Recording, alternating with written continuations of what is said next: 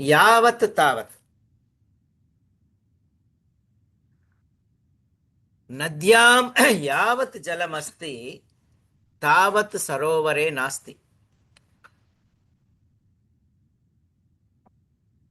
So the amount of water that is there in the nadi, river, that much water is not in sarovara. It's a lake, right? A lake cannot have as much water as there is in a river. Karnatakam yavat vishalam, Keralam tavat vishalam nasti. Vishalam refers to Vaishalyam, area. Karnatakam yavat vishalam, Keralam tavat vishalam nasti.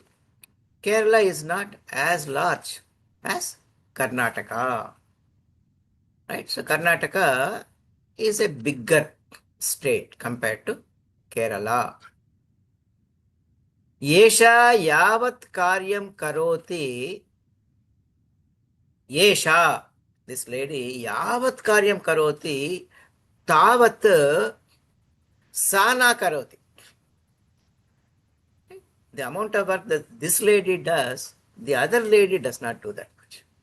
Yesha yavat karyam karoti, sa tavat na karoti. एवं यावत् सुखम संस्कृत पठने अस्ति तावत् सुखम अन्येषु कार्येषु न भवति. यावत् सुखम, right? The joy, the pleasure that one gets by studying Sanskritam, that much pleasure we cannot get by doing other things. That sentence is not here. Okay. In the exercise.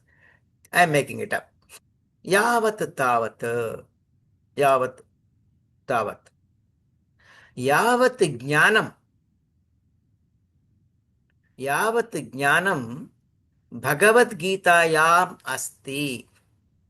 Tavat jnanam anyatra nasti. Right? The knowledge, the practical knowledge, Vijnanam is practical knowledge. The practical knowledge, the amount of practical knowledge that's there in Bhagavad Gita is not there in any other book. Bhagavad Gita is not a book actually. So, yavat tavat. Etam abhyasam kurvantu. You please complete this exercise. Yavat tavat. I will do one more. भीमस्य यावत् धैर्यमस्ति भीमस्य तावत् कस्य नास्ति तावत् उत्तरकुमारस्य नास्ति. भीमस्य यावत् धैर्यं, the courage that Bhima has, उत्तरकुमारस्य नास्ति अथवा अन्यस्य नास्ति. Others, nobody else has that much courage. He doesn't know what is fear, fearless. Bhimasya yavat dhairyam asti, tavat dhairyam anyasya nasti. Anya means others. Right? Astu.